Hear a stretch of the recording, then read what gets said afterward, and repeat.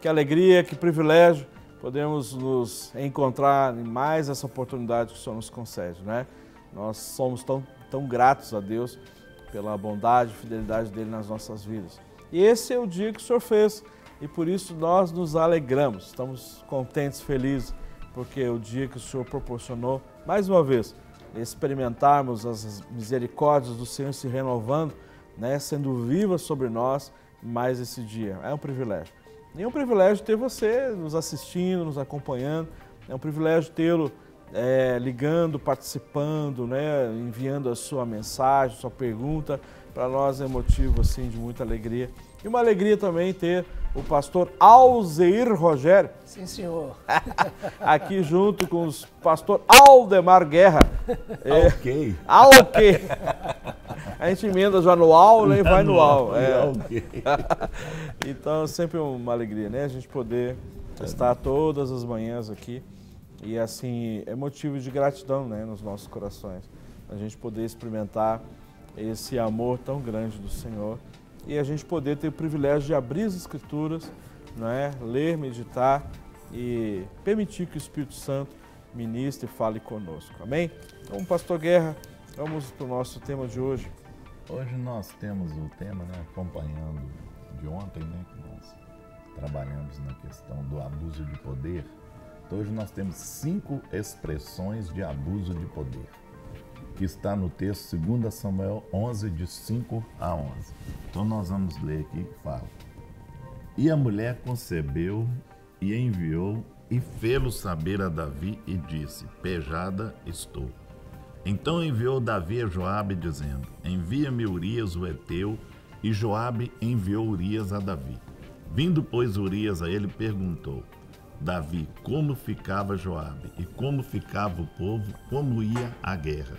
Depois disse Davi a Urias: Desce a tua casa, lava os teus pés. E saindo Urias da casa real, logo saiu atrás dele iguaria do rei. Porém Urias se deitou à porta da casa real com todos os servos do seu senhor e não desceu à sua casa. E o fizeram saber a Davi, dizendo: Urias não desceu à sua casa. Então disse Davi a Urias: Não vens tu de uma jornada? Por que não desceste à tua casa? E disse Urias a Davi: A arca, Israel e Judá ficam em tendas, e Joabe, meu senhor, e os servos do meu senhor estão acampados no campo. E hei de eu entrar na minha casa para comer e beber, e para me deitar com a minha mulher? Pela tua vida e pela vida da tua alma, não farei tal coisa. Então nós temos aqui hoje, nós vamos trabalhar sobre as expressões de abuso de poder. Ao observar Davi tecendo uma teia depois de cometer adultério com Batseba, notamos 5 abusos de poder bastante comum ainda hoje. Não só lá na época, mas hoje nós temos, né, as mesmas atitudes. Nós vamos colocar aqui, não é? E colocarmos aqui em pauta para podermos falar sobre isso, sobre essas atitudes que foram tomadas, que hoje ainda pode acontecer. Primeiro, afastar-se das regras e princípios que se exige dos outros. Né? Muitas vezes, isso aqui é muito interessante. Eu cobro das pessoas, mas não faço aquilo que eu cobro. Não é? Jesus chamou os fariseus de quê? De hipócritas, né? Porque exigiam das pessoas, mas não cumpriam aquilo que eles exigiam. Então hoje, né, nós queremos nesse primeiro tema aqui, que eu acho muito profundo, né? Eu tenho certeza que você que está nos assistindo nunca cobrou nada de ninguém, nunca exigiu nada de ninguém, né? Você talvez não encaixa dentro desse contexto aqui, mas muitas pessoas estão dentro desse contexto. Cobram das pessoas, mas não fazem. E ao contrário, até passam por cima de coisas que cobram e muitas vezes cobram assim de uma forma grosseira e pegam pesado. E depois fazem ao contrário. Então nós vamos colocar isso, né? Afastar-se das regras e princípios que se exigem dos outros. Olha, então nós já estamos colocando aí à disposição de você os nossos canais de comunicação que você pode participar, não é? Já sabido agora o tema, né? O texto onde nós estamos nos embasando a nosso comentário aqui. Então você pode ligar para o 3209-3301, é o nosso atendimento eletrônico, você ali faz a opção número 1, então deixa a sua pergunta ou mesmo o seu comentário em cima do tema que nós estamos abordando, ou mesmo você pode participar ao vivo ligando para o 3253-3320, né, que sua ligação vai ser atendida pela nossa produção e depois repassa aqui para o estúdio para a gente então poder participar junto com você, interagirmos e perceber assim o seu acompanhamento, a participação a respeito do tema que nós estamos abordando, ok? E aí, Rogério? Uma coisa interessante porque, como nós comentamos ontem, nós estamos hoje e ontem focando a questão da a situação específica onde Davi ele caiu e o que provavelmente levou Davi a essa queda, que foi o abuso de poder, né? Então, ontem nós falamos sobre os estágios do abuso de poder que começa, né, a partir do momento em que ele se vê na condição de que ele pode fazer. Depois ele cria uma necessidade, né, em cima de um desejo, esse desejo vira uma necessidade e aí então ele cai na situação de fazer aquilo que não deveria ter feito, né? Então ele usa o poder que ele tem. Então hoje nós vamos ver isso de um outro foco, né? Hoje a gente já está vendo o abuso de poder, mas em situações onde esse abuso de poder ele está acontecendo. Então aí já não temos mais, aqueles estágios já foram todos eles passados agora. Né? E agora uma situação específica de abuso de poder. E a primeira situação de abuso de poder é quando eu realmente exijo do outro aquilo que eu mesmo não faço. Né? Então, a lei ela não é para uns ou outros. A lei é para todos. E esse princípio, né, que é o princípio de abrangência da lei, porque todos são iguais perante a lei. A lei ela é feita para todos.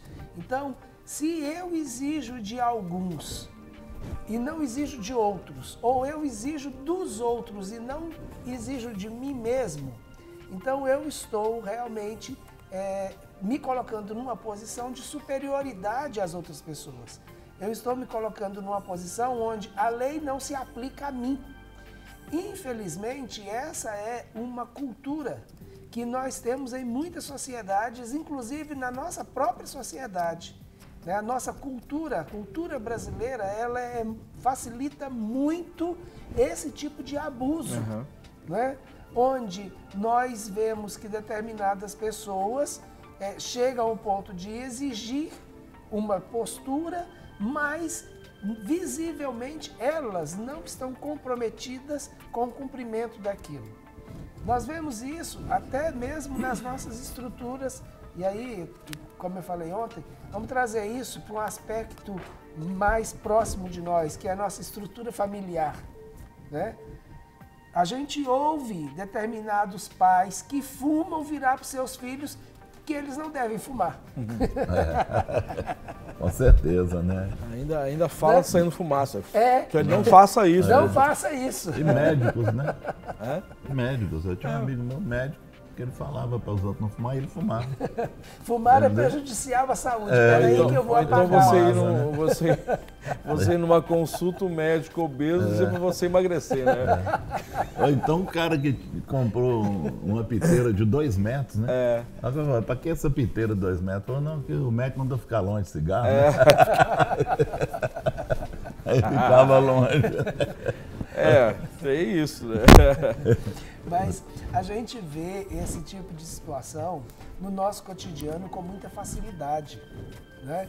Quando de repente nós, por estar numa posição de autoridade, cobramos de outras pessoas atitudes e comportamentos que nós não fazemos ou não estamos dispostos a fazer. Com certeza. Né? Então isso acaba sendo realmente uma forma de abuso de poder. Por que eu não faço? Essa é a primeira questão. Né? Agora, se eu não faço, o que me dá o direito de cobrar do outro? Com certeza. Essa é a outra questão. Então, ok, eu não faço porque eu não quero ser desobediente. Agora, se eu já sou desobediente, eu não posso cobrar do outro aquilo que eu não estou disposto a fazer. Né? Então, quando eu tomo essa posição, eu indiretamente estou me colocando em uma situação ou numa posição privilegiada em relação aos outros. E privilégio significa, muitas vezes, uma situação abusiva e o abuso de poder se caracteriza aí. E aí vem quem vai ser prejudicado é aquele que é o próximo, que está sofrendo, né, em ver que foi colocado para ele uma situação, mas quem colocou não está tendo a atitude daquilo que ele colocou. Né? A atitude dele realmente está fora da normalidade. Tem, inclusive, uma expressão, né, que reforça ainda isso. Faça o que eu mando, mas não faça o que eu faço. Né? Duro, né? Duro de ouvir, né? Duro de ouvir. É duro de ouvir um trem desse. Ou seja, sinceramente. Eu não quero assumir a responsabilidade, né? De ser um discipulador, né? Ou seja, de investir na pessoa e de principalmente gerar na vida dela, ou seja, a referência, né? Ou seja, olha para mim, não é? Mas é aquela coisa. Aí olha, mas ó, os errados você não faz não, você faz só o que é certo. Certinho. Guerra, segura um pouquinho. Nós temos aqui, desculpa, 2 participações ao vivo, aliás, pelo CAT. Uma delas é a Kelly, aqui de Belo Horizonte. Ela diz: pastores, gostaria que orassem por mim. Me divorciei há pouco tempo e ele já está namorando novamente. Estou desesperado. Então, nós, né, orarmos pela vida da Kelly no final. Temos uma outra participação da Andréia, ela é aqui de Belo Horizonte. Ela diz assim, ó: a respeito de um empreendedor que conheci, ele chama a atenção das pessoas com muita agressividade, não é? Humilhava as pessoas e ficava com a cara fechada, não é? Isso é errado? Então, assim, talvez eu estou achando que essa pergunta até tem a ver com o bloco aqui do trabalho, né? Mas assim, a gente pode respondendo na perspectiva que nós estamos até abordando, falando sobre hoje, né? Nós inclusive, né, Rogério, a questão da expressão facial, né? Porque isso é muito, né? Tem muita expressão facial, a gente fala, é pior do que o murro. Não é preferível a pessoa dar uma resposta para outra do que expressar, porque muitas vezes a expressão facial ela oprime a pessoa. E não fala aquilo que a pessoa está expressando. Muitas vezes ela não consegue passar aquilo. E a pessoa sai na dúvida com isso. Então isso é muito agressivo na questão de uma resposta. Eu acho bem puxado, acho que a pessoa deve esclarecer para a pessoa as coisas. Tem gente que não esclarece. Né? Tem pessoa que fala assim, eu não quero, não estou afim de falar, depois eu falo, aí corta a pessoa. Ou fala, faz isso aí, não me pergunta por quê, não. Entendeu? Assim, me pergunta por quê, não. Então, isso aí, né, eu creio assim que é muito difícil lidar com esse tipo de pessoa. Inclusive, trabalhar com esse tipo de pessoa. Não é tão fácil, mas muitas vezes, né, a gente tem que negar a si mesmo, porque talvez a pessoa está numa posição que ele vai ter que submeter. Então tenta administrar isso aí e conviver com a pessoa. Exato. Que é o fator negar a si mesmo. Tem hora que você não tem saída. Não é? Essa, a questão do não falar não significa não comunicar. Sim. Nós temos a comunicação não verbal. Não Muitas verbal, vezes a nossa atitude calada, né, Fala já muito é mais. uma comunicação. Com Exatamente. certeza. Então, pode não ser exatamente aquilo que a outra pessoa está esperando receber como Sim. resposta. Sim, Né? Agora, com relação a essa situação da pessoa ser autoritária, né, foi essa expressão que ela usou, né? ela chama a atenção das pessoas com muita agressividade. Agressividade. Agressividade. Então, olha bem, você coloca que ele é um empreendedor e ele está chamando a atenção das pessoas. Então, ele chama a atenção das pessoas com agressividade. Se o propósito dele é chamar a atenção das pessoas e ele, como empreendedor, está vendo que isso está dando resultado, né?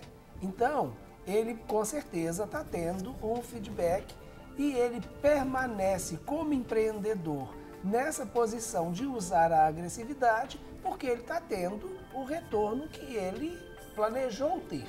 Né? Algumas pessoas, que é quem está interessando a ele naquele momento, está dando a ele a resposta que ele quer. Agora, se ele não estiver tendo a resposta que ele quer com esse comportamento, ele, como um bom empreendedor, precisa rever a sua forma de chamar a atenção. Então, tem gente que pode chamar a atenção colocando a melancia no pescoço. Tem gente que vai gritar, né, a todo vapor. Então, depende do que tipo de pessoa ele, como empreendedor, está querendo atrair. Eu penso dessa maneira. Agora, se ele realmente está afugentando mais do que atraindo mais pessoas, aí realmente, em termos de empreendedorismo, ele está dando um tiro no pé. Então ele Com precisa certeza. rever e É importante a gente esclarecer, Rogério, que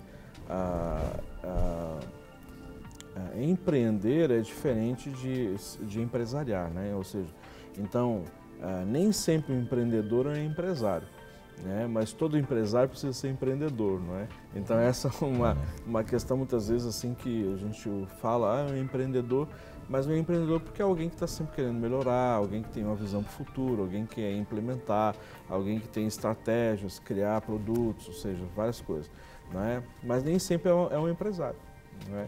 Então, assim, mas todo empresário ele precisa ser um empreendedor, né? Dentro da perspectiva de que ele precisa sempre crescer, olhar para o seu negócio, buscar alternativas, novas formas, né? visão de futuro, visão né? de futuro. Visão de mercado. E às vezes a pessoa está passando por uma crise, ela mesma, né? Consigo, é uma pessoa que tem dificuldade de ter relacionamento interpessoal, né? Ou seja, que a situação, a crise que está se vivendo afeta a ela, inclusive o seu humor, e muitas vezes ela não sabe chamar atenção, não sabe cobrar, não sabe estimular, né? Então, é uma situação. Tem outra questão que tem a ver com a gente, Sim. no assunto que a gente está tocando hoje. De repente, ele pode agora estar se vendo em uma posição de liderança e autoridade e não saber lidar com isso. Tem gente que não sabe. Né? E aí está fazendo um uso errado do poder e da autoridade que agora, nesse momento, está diante dele. Né? E uma coisa, eu acho que você deve ter visto, Guerra, no período que você trabalhava com vendas, porque às vezes muitas pessoas erram, né? Pegam um vendedor, promovem para gerente, era um excelente vendedor, assumiu gerência, Acabou com ele. Acabou com ele. Acabou. Não pode, né? Não, Então, às vezes a pessoa é um excelente, estou Tem usando o exemplo do vendedor, mas acontece. mas tem é aquela muito comum. história do vendedor de geladeira, né? Ele era o maior vendedor de geladeira da empresa e ele ganhava mais do que os diretores. Aí sabe, mas como é que o vendedor pode ganhar mais do que a gente? Não. Aí foi lá, fizeram a proposta para ele para ser diretor. Não, você vai ser diretor, você vai organizar aqui. Ele falou, não, eu sou vendedor, não sou diretor. Eu quero vender. Aí só, então nós vamos transferir ele para um lugar que ele não vai conseguir vender geladeira. Mandaram ele para o Polo Sul, né? Vender geladeira lá no gelo, né? Aí no primeiro mês ele mandou pedir 100 geladeiras biplex, né? Aí eles assustaram, foram lá ver o que era, né? Chega lá e tava vendendo moradia para esquimó, né? Esquimó tava morando dentro da geladeira. Isso aí. O cara é vendedor, não adianta. O negócio dele é vender. Nós temos aqui duas outras participações, antes da gente entrar aí no outro ponto. A Angélica, aqui de Belo Horizonte, diz assim, ó, em relação ao abuso de poder, os pais que criaram os filhos sendo abusivos, com agressividade, como que isso pode impactar nas futuras gerações? Ótima pergunta. Ótima mesmo. E realmente isso aí vai trazer um retorno bem forte. Eu atendi uma pessoa semana passada que está com esse problema aí. Hoje está tendo um retorno dos filhos assim de agressividade, porque o pai era agressivo. Então gerou um filho agressivo. E hoje está tendo problemas com esse filho por conta disso. Então, né, a pessoa fica, o que eu faço agora? Qual atitude que eu tomo? Né, se a pessoa está... Aí eu fui ver e falei, qual os exemplos que teve dentro de casa? Pai agressivo. Então, é uma situação bem melindrosa. E essa questão desse abuso de poder dentro de casa, ele não se limita ao contato físico ou ao abuso físico. Ele pode ser, inclusive, um abuso verbal e um abuso emocional. E em todas as três situações, você ter esse uso abusivo da autoridade. E os desdobramentos disso na vida da criança poderão ser manifestados de várias formas na fase adulta. Por exemplo, nós podemos ter um adulto com dificuldade de tomar decisões. Por quê? Porque ele nunca foi ensinado a tomar decisão ou participar de um processo de decisão dentro da estrutura familiar. Porque aquilo que o pai dizia, ou a pessoa de autoridade, que pode ser a mãe ou o avô, a avó, depende de quem tem essa figura de poder e autoridade dentro da estrutura familiar, aquilo que ela dizia era a lei e não se discutia e acabou. Então essa pessoa pode, né, desenvolver esse comportamento de ter dificuldade de tomar a decisão ou esperar que alguém tome a decisão por ela, porque ela não foi treinada a participar desses processos de decisão na estrutura familiar. Você mencionou duas alternativas, e são essas duas alternativas mesmo que a gente tem percebido na vida das pessoas. Ou elas têm medo de decidir, porque ela pode errar e ser reprovada, ser punida, ou a outra que você falou, que é esperar que alguém decida por ela. Exatamente. Ficar esperando, não, eu estou aguardando, né? Mas muitas vezes esse estou aguardando é que alguém possa decidir por mim. Né? Porque se sente também oprimido, pressionado internamente. Se for olhar, o maior desses impactos é emocional. Sim. Né? Ele vai sofrer mesmo, a pessoa vai sofrer esse bombardeio emocional e depois, no decorrer da vida dela, ela vai sofrer gradativamente, isso vai crescer de uma forma dentro da pessoa. Depois ela vai ter dificuldade até na questão de trabalhar, né? Questão até da obra de Deus, as decisões dentro da obra que tem que tomar, né? São decisões que a pessoa tem que tomar. Depois fica assim, qual ministério que eu tenho? O que eu posso fazer na obra? Por quê? Porque foi tão, né? Passou por tanta agressividade nessa questão de autoritarismo dentro de casa, que depois não tem nem visão daquilo que tem que fazer para a vida. Isso aí é muito forte na questão emocional. Exatamente. Uma outra questão é criar uma pessoa, ficar um adulto que não tem facilidade para expressar os seus sentimentos, as suas emoções. Não vai conseguir. Não vai conseguir.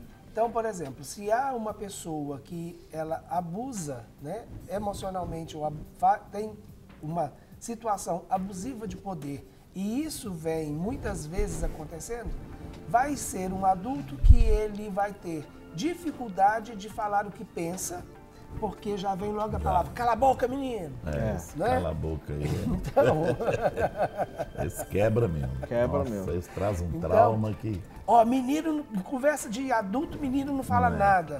Né? Então, são coisas que quando elas são ditas repetidas vezes, e quando não há depois o reconhecimento dessa maturidade, e essa criança ela não começa a ser inserida, né, dentro desse contexto, aí isso vai e gerar esse tipo de pessoa. Tímida, timidez, né? Com medo. Medo de, Então, se ela de começar apanhou qualquer muito, coisa. se ela apanhou muito na infância, ela pode agora desenvolver tanto uma situação de medo de apanhar mais, ou ainda desenvolver a atitude de estar sempre pronta para bater. Já apanhei a vida inteira, agora eu vou dar o troco. Isso mesmo. Então segura aí, não bate ninguém ainda não. Segura aí. Nós temos a participação ao vivo aqui da Mônica, de Contagem. Olá, Mônica, tudo bem? Tudo bem, a paz do Senhor. Paz, como vai? Tudo bem, graças a Deus. Pois não, Mônica? Pastor, a minha dúvida é o seguinte, eu tive uma criação muito, não de certo modo rigorosa, mas o meu pai criou a gente de uma maneira assim, não deixando faltar nada em questão de educação, deu exemplo para nós, tanto meu pai e minha mãe. Meu pai já faleceu há algum tempo, mas eles foram exemplos para a gente em questão de casamento, de família, mas na relação de carinho, atenção, o meu pai achava que se ele fosse muito carinhoso, muito próximo da gente, a gente perderia o contato, o respeito com ele. Então sempre foi aquela criação muito formal, muito distante com relação a essas coisas. Sim. E acaba que hoje, há uns meses para cá, o Senhor me deu o discernimento que eu tenho tido um relacionamento com ele da mesma maneira como eu tinha com meu pai. Com certeza. Né? É aquela coisa muito distante, muito respeitosa, vamos dizer assim. Eu não consigo enxergar ele como um amigo, como um pai verdadeiro próximo que me ama. É aquela questão muito do respeito, daquela questão assim distante. Então é algo que eu tenho buscado no Senhor, um direcionamento, mas isso tem me atrapalhado muito numa entrega total ao Senhor. Exatamente. O que acontece é justamente isso, de se repetir em nossas vidas aquelas experiências que nós tivemos com os nossos pais, não é? Então, e o pai, ou seja, o pai natural, é a nossa forte relação que nós vamos ter a respeito do pai espiritual, não é? Então, essa é uma situação que acontece, mas a gente vai te orientar, viu? Como que isso pode mudar dentro de você. E obrigado pela sua ligação, viu, Mônica? Obrigada, eu que agradeço. Senhor te abençoe, querida, paz. Amém a todos nós. Amém. Essa situação da Mônica é uma situação, infelizmente, mais comum, né, do que a gente imagina. O que nós normalmente criamos em relação a Deus? Uma visão distorcida da paternidade de Deus, porque nós colocamos como parâmetro a nossa relação com o nosso pai. O que nós normalmente fazemos? O processo inverso. Nós pegamos o modelo de paternidade que nós temos na nossa relação com o nosso pai e transferimos esse modelo de paternidade na nossa relação da paternidade com Deus. O ideal é fazermos o contrário, é pegarmos o modelo da paternidade de Deus e transferir para o modelo da nossa paternidade no mundo natural. Por quê? Na realidade, Deus, ele é o nosso primeiro pai, porque ele nos gerou antes de sermos gerados pelo nosso pai terreno, pelo pai biológico. Uma outra coisa que nós precisamos muitas vezes entender, e aí, Mônica, para você de uma maneira muito especial, as coisas que Deus colocou para nós aqui, no mundo visível, no mundo natural, muitas vezes elas são apenas reflexo ou sombra daquilo que é uma realidade espiritual. Então, a paternidade que nós temos aqui, ela é a sombra da paternidade real, que é a paternidade que nós temos em Deus. Mas como sombra, essa paternidade ela não é perfeita, porque a sombra não é perfeita. A sombra ela só reflete algo que existe. Então, a sombra ela só existe porque existe o original, o objeto original que gera essa sombra. Então, é isso que muitas vezes nós precisamos entender, que o modelo de paternidade que nós temos, ele não é perfeito. porque esse modelo de paternidade é só uma sombra. A nossa paternidade perfeita está em Deus. E essa relação de paternidade nós vamos encontrar em Cristo para Deus. Ele vai realmente nos remeter a um modelo de paternidade diferenciado. Então, quando nós olhamos para Jesus, nós vemos o Pai. Jesus deixa isso de uma maneira muito clara. Comece a ver Jesus, e vendo Jesus, você vai ver o Pai. O modelo da verdadeira paternidade você vai encontrar em Cristo. O senhor falou, eu e o Pai somos um, não é? Sim. Então, por isso, é esse entendimento que nós temos que ter, né? É aquele que vê a mim, vê o Pai.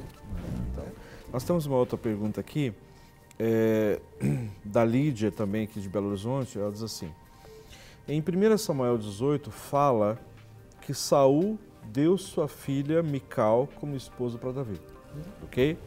Mas no capítulo 27, fala que ela não era esposa. A pergunta é, ela era esposa ou não de Davi?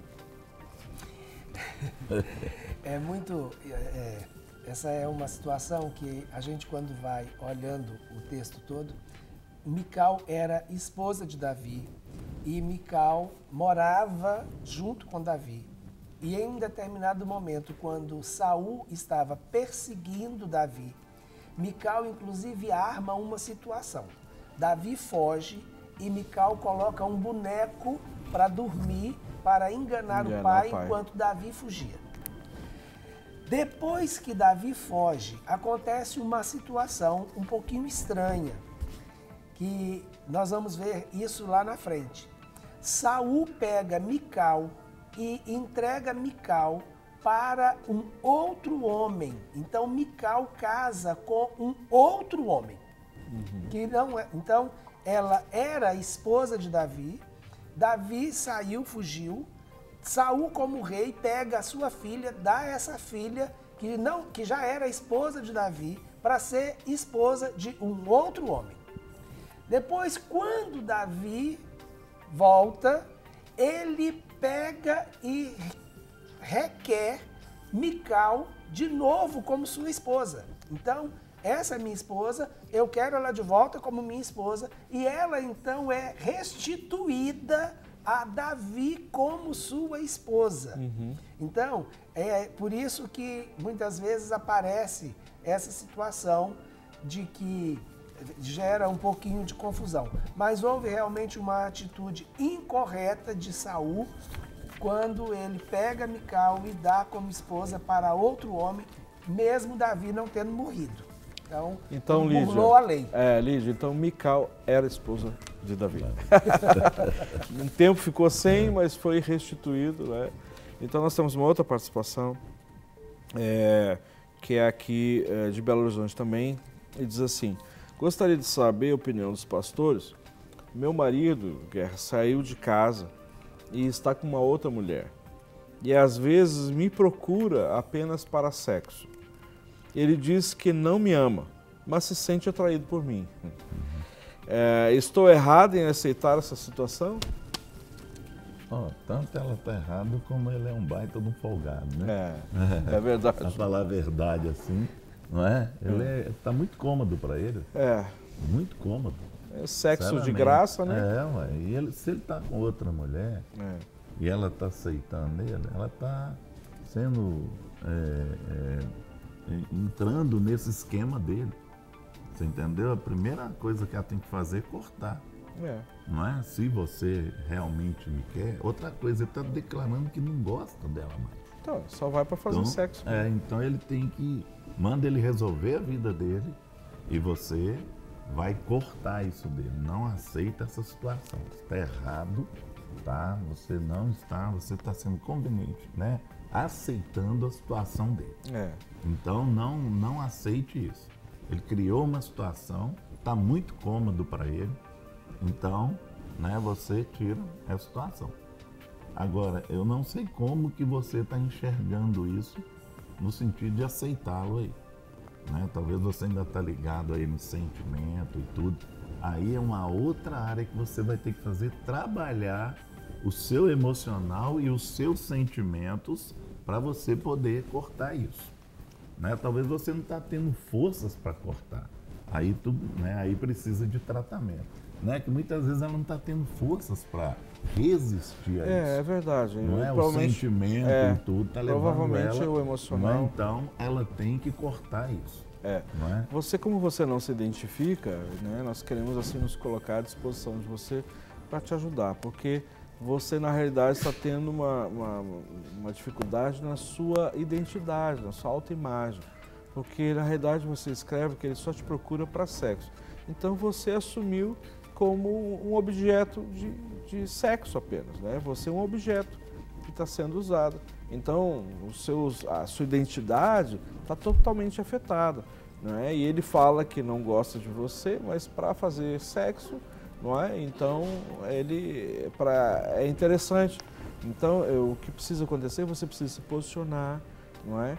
E você precisa cuidar de você. Você precisa ser tratado, né? Para você saber exatamente o seu valor.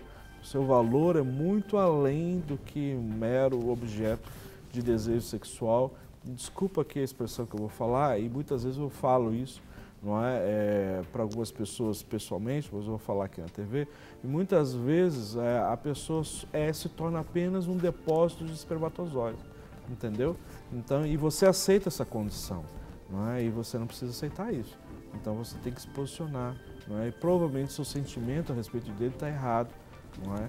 Então busque ajuda, né? Nós estamos ali para te ajudar, não é? Na Rua Manuel Macedo, 1324, de segunda a sexta-feira, não é? Até dia 31. Agora, de agosto, nós estamos aí das 10 da manhã até as 18 horas. E ali você pode, não precisa agendar para ir lá, você vai e chega lá na recepção e diz, olha, eu quero uma ficha de aconselhamento para preencher, para ser atendido. E aí você preenche tudo e depois nós vamos entrar em contato com você e agendar, né, para você poder ser atendida e você experimentar essa graça do Senhor para restaurar o seu coração e principalmente as suas emoções. Amém? Pastor Guerra, vamos lá. Aqui, o 2 aqui dá até uma resposta para ela. Ah, é? Dá. Então. Acreditar que podemos usar os outros da maneira como queremos. Isso aí não foi combinado, hein? Nada disso aqui foi combinado. Foi combinado, né? É uma resposta sim. Pronto. Né? A gente vê aqui a questão de Davi. O que aconteceu? Ele usou Batseba, você vê, 2 vezes aqui ele cometeu isso aqui. E depois usou Urias. Né? Ele usou da forma que ele queria, usou a esposa e depois trouxe ele para o palácio, tentando fazer com que ele deitasse com a esposa, para depois falar que o filho era dele. Entendeu? Então ele usou ela, usou Urias, só que Urias não caiu na dele.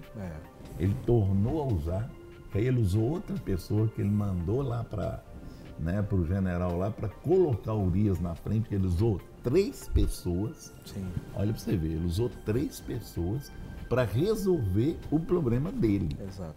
Não é? Então são 3 pessoas que usaram. E que fala, acreditar que podemos usar os outros de maneira como queremos. Quer dizer, ele queria resolver a situação dele, usou. Ele usou até o inimigo dele, né, para matar Urias. Mais uma, né? Ele usou o inimigo também. É verdade. Ele usou mais uma porque que ele usou. Urias foi morto pela flecha dos inimigos, mas ele foi colocado ali para isso. Olha para você ver a estratégia que ele criou para resolver o problema dele. Encobrir o pecado. Encobrir o pecado. Só que aí um abismo chamou o outro, entrou a morte. Isso. Não é? De um inocente. Com certeza, né? Então eu achei assim, né? Porque muitas vezes as pessoas hoje usam as pessoas, até para justificar o erro delas, usam um terceiro. E isso aí é terrível. Eu sempre falo com a pessoa assim, olha, você está usando um terceiro para justificar o seu erro. Exato. Uma pessoa que não tem nada a ver com isso. Né? Está colocando ele em cena para justificar o seu erro e o seu pecado. Muitas vezes as pessoas fazem isso, e isso é terrível e as consequências são ruins. É verdade. Não é? É verdade. eu quero lembrar os queridos irmãos que quinta-feira, sempre às quintas-feiras, às 20 horas, nós temos o nosso culto, né, o culto Clínica Dalva. Quando a gente diz o nosso culto, né, na verdade, o culto onde nós estamos à frente, somos responsáveis, né, o culto é a igreja que está acima disso e é um culto que é um local justamente para nós adorarmos o Senhor e termos um tempo ali de edificação, não é? E juntos tributarmos ao Senhor toda a glória e louvor por tudo aquilo que Ele tem feito e tudo aquilo que Ele tem sido nas nossas vidas. Então nós estamos ali na Júlio Pereira da Silva por enquanto, não é? Momentaneamente, nós estamos indo para um outro local, esse local já está sendo preparado, em breve nós vamos divulgar, está ali perto, bem na Cristiano Machado, então onde nós vamos ter esse tempo, esse encontro todas as quintas-feiras a partir das 20 horas. Então nós queremos assim contar com você, queremos, né, passar para você essa oportunidade de poder estar conosco ali e juntos ali crescermos, sermos edificados e experimentar mais da presença e da graça do Senhor, né? Então a gente conta com você a quinta-feira. E também falar para você a respeito da nossa caravana, né? A caravana para Israel, que é algo novo que o Senhor está nos dando, uma oportunidade. E eu quero assim colocar isso para você, até pedir para o pastor Rogerinho falar um pouquinho, né, da caravana, que tem mais experiência nas terras santas.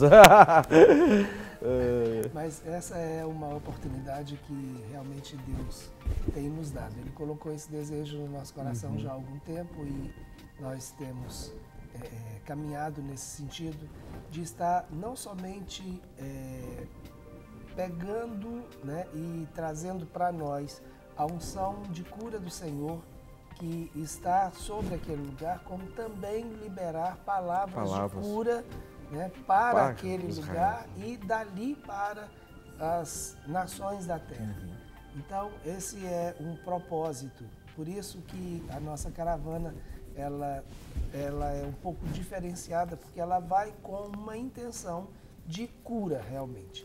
Então, não vai ser... Nós temos vários grupos e várias propostas, mas essa será uma proposta de cura. Tanto para cura a nível pessoal, porque nós sabemos que o Senhor estabelece uma unção remitiva em determinados lugares específicos, como também para, a partir dali, cumprir o propósito de Deus, que é levar cura para as nações e profetizar cura para as nações. Então vai ser um tempo muito especial. A viagem ela tem um foco apenas em Israel. E então será um período que não vai ser muito longo, né? E essa caravana ela tem um diferencial, não apenas na questão do valor, que é um valor diferenciado, Rogério, mas estão incluídas, inclusive, as refeições em Israel, que é normalmente o que a maioria dos pacotes não inclui. A maioria dos pacotes inclui o jantar e o café da manhã. Essa vai incluir o almoço em Israel dentro dos roteiros. Então já vai ser algo diferenciado, né? A gente está tendo uma expectativa muito boa em relação a esse grupo e aquilo que Deus vai fazer em nós e também através de nós. Exatamente. Né? Então, olha, se você tem já interesse, saber valor, né, dá para parcelar no cartão, sem cartão, então isso você está aí aparecendo, os telefones aqui de Belo Horizonte, que você conversa com a dona Ruth, que é a representante dessa caravana aqui em Minas Gerais, e a operadora é a Elgibor, que é uma operadora que tem muita experiência dessa área, né? Tanto é que também ela tem feito as caravanas do Diante do Trono, junto com a Ana Paula. Então a Elgibor é uma agência assim com uma referência muito boa. Então entra ali no site, você já vai ver ali a propaganda, né, o banner ali da nossa caravana, aí você já vai saber os valores, quanto que é o parcelamento, até quanto, dá para dar entrada, não dá. Talvez você fique pensando assim, puxa pastor, mas olha o preço do dólar, olha isso. Olha, Deus é soberano. E Ele assim Ele opera maravilhas e milagres, então creia. Estabeleça aí a tua vontade diante do Senhor né, apresente a Ele a sua causa, né, e com certeza o Senhor vai direcionar e se esforça nisso. Eu tenho certeza que vai ser um período assim excelente, né? E é no período justamente no dito carnaval aqui, então vai dar para você otimizar o seu carnaval, né, pisando aí na Terra Santa. Amém? Vamos lá, pastor Guelra. Nós temos aqui tentar a nossa maneira consertar as coisas em vez de corrigi-las. Né? Consertar em vez de corrigir.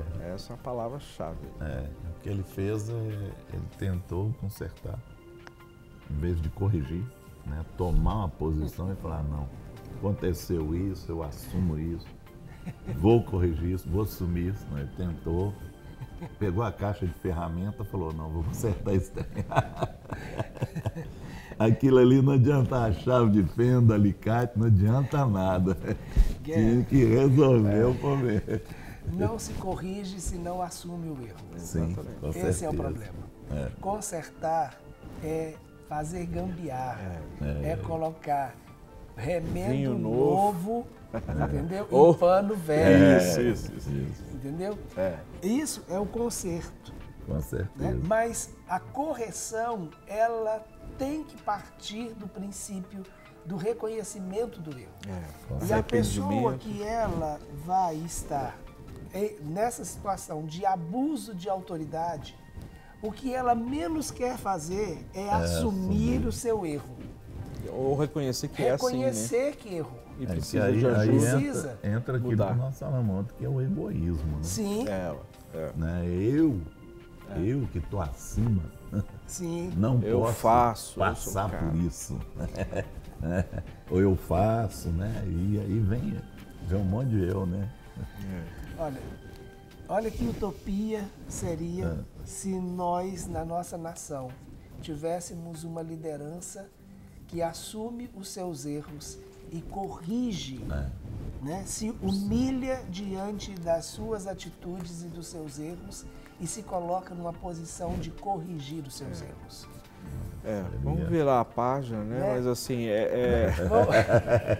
mas vamos seria utopia, ideal. Né? Vamos sair da utopia. Tem a participação aqui de Belo Horizonte que diz assim, qual seria o conselho dos pastores sobre um relacionamento onde o outro é sempre agressivo e não é receptivo ao carinho? Olha, a questão dele ser agressivo é uma coisa, não receptivo ao carinho é outra, né? Então, são duas coisas que precisam ser diferenciadas. A agressividade, ela não significa, a pessoa agressiva não significa que ela não esteja receptiva ao carinho. Né? E a pessoa que muitas vezes ela não está receptiva ao carinho não é necessariamente uma pessoa agressiva. Ela só não aprendeu a ser amada ou não tem o carinho ou o toque físico como uma das suas linguagens de comunicar amor ou de receber amor. Né? Agora, a agressividade é uma situação que ela realmente precisa ser olhada, cuidada com mais atenção, porque isso é algo que vai além, né, do abuso. Coloca, inclusive, a outra pessoa em perigo e em risco. Com certeza. Exatamente. Tem que ser tratado. Tem que ser tratado. Essa é uma questão importante, porque muitas vezes a gente tem que... Porque às vezes nós falamos aqui, só para esclarecer, a gente diz assim, olha, nos procure lá para a gente poder ajudar de uma forma um pouco mais efetiva, mais abrangente. Porque, assim, uma pergunta dessa pode dar, assim, vazão para vários posicionamentos e várias orientações distintas. Agora, quando a pessoa nos procura e a gente pede, por favor, vá lá, preencha esse questionário, essa ficha de aconselhamento, porque em cima da ficha tem uma série de perguntas que já nos direciona, nos dá assim já, sabe, uma pintura daquilo que a pessoa passou na sua infância, não é? A ausência materna, paterna, como foi a concepção, como foi o nascimento, como foi a primeira infância, como foi a segunda infância. Então são informações que nos dão subsídios para a gente entender por que a pessoa reage assim hoje. Porque Nós temos que olhar para a raiz e não olhar só para o fruto. A gente tem que saber da raiz, aí a gente consegue entender por que o fruto. Ou seja, o que é o fruto? As reações da pessoa, não é? Então, se ela teve uma educação fria, sem amor, ausência de amor, a tendência natural da pessoa ser assim. Agora, não quer dizer que, né, ou seja, filho de peixe é peixinho. Né? Na realidade, pode ser mudado, pode ser restaurado, pode ser curado. Né? Muitas vezes a pessoa assim, ela tem dificuldade de receber amor, ou toque, mas ela muitas vezes ela desenvolveu um outro estilo, ou seja, uma outra linguagem, né, de amor. Às vezes são pessoas que gostam de fazer para agradar, às vezes são pessoas que gostam de dar presentes ou receber presentes. Isso você vai encontrar no livro que fala sobre isso, que vai te ajudar muito, não é? E evitar uma série de dificuldades nos relacionamentos interpessoais, que são as 5 linguagens do amor. Né? Você vai encontrar esse livro na nossa Seara, né? É um livro muito conhecido. E hoje já tem as 5 linguagens do adolescente, as 5 linguagens do amor da criança, porque todos nós temos, né, a forma de eu receber e a forma de eu expressar. Às vezes você está investindo numa coisa que a pessoa não entende como amor. Às vezes tempo de qualidade fala muito mais alto do que receber presente. Às vezes toque fala muito mais alto do que palavras de encorajamento. Enfim, são 5 e aí vale a pena você estudar e vai ser uma bênção na sua vida, tá bom? E nós queremos orar porque o nosso tempo acabou, não é?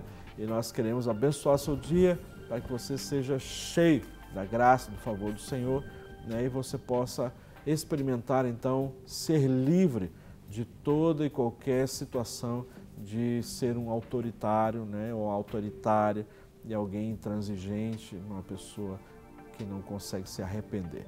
Então, o pastor Guerra vai orar por nós, amém? E por você. Pai, em nome de Jesus Cristo, nós louvamos, Pai, colocamos, Senhor, essas pessoas que pediram, Senhor, oração aqui. Nós não sabemos, assim, Senhor, a profundidade do problema, mas nós sabemos que existe. Por isso, na autoridade do nome de Jesus, nós pedimos o alcance a cada um agora, Senhor, trazendo, Senhor, refrigério, paz ao coração, amém, alegria, Pai. Nós ministramos isso sobre cada vida, declarando a vitória sobre cada pessoa que está nos assistindo, na autoridade do nome de Jesus Cristo. Amém. Amém. Amém. Glória a Deus, que o Senhor abençoe o seu dia e você possa experimentar essa graça, esse favor. Amém? Nos encontramos amanhã aqui na Rede Super que inspira você. Tchau. Para receber todas as novidades do canal, inscreva-se e se curtir o vídeo, clique em gostei. Aproveite para acompanhar a Rede Super nas redes sociais.